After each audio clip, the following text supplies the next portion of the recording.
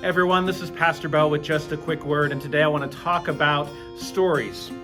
I'm someone who enjoys a good story, whether it's a movie or TV show, whether it's one I'm listening to in person or on a podcast. And in fact, you can have all the special effects you want, all the scares and the gore and all the rest, but if there's not a good story behind it, it doesn't work for me.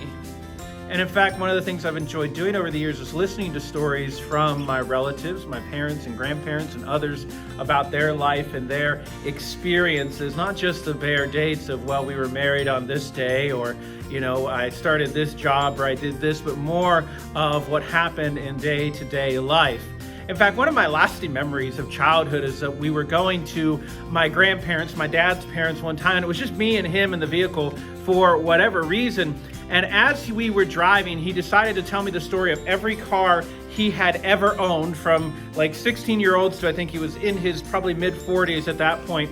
One really brilliant way to keep about a 7 or 8-year-old engaged, so kudos to Dad for that, but also behind each of those cars was a story of where Dad was at in his life, where he was at with Mom and my older siblings and all the rest. Right? Those stories matter because they're not just about one topic, but they give more of a depth and color to our lives and what is going on.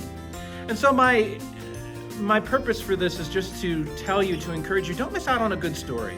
Don't miss out on those opportunities to listen to the stories of the people who matter the most in your life. Don't miss that opportunity to sit for an extra, 5, 10, 15 minutes to talk to an older relative or someone who's lived a very different experience to you, to listen to their yards, even if they might seem a little boring in the moment, because sometimes those stories down the line can be precious memories or can have a big impact on your life as well. One of the professors I had in college, right near the end of my undergraduate time, told a story of changing his career in midlife because he realized he didn't want to spend 8 hours anymore hating what he did. And that sort of turned on a light bulb in my life and made me realize I didn't want to do what I had gotten a degree to do at that point, and helped me to change careers and become a pastor and do what God was calling me to do and what I knew I needed to do as well. Stories have the power to change us and mold us and move us, and in fact, that's why stories are so important in the biblical narrative overall. So don't miss out on an opportunity to hear a good story. Whether it's from a friend or a neighbor or a relative, whether it's a good story that you remember from the Bible, or even a story that you see on the screen or hear on a podcast. Because stories are important to our lives. They help us to see a different layer and texture to the world around us, and they help us to understand a topic, maybe even the topic of our own faith, in a richer and deeper way.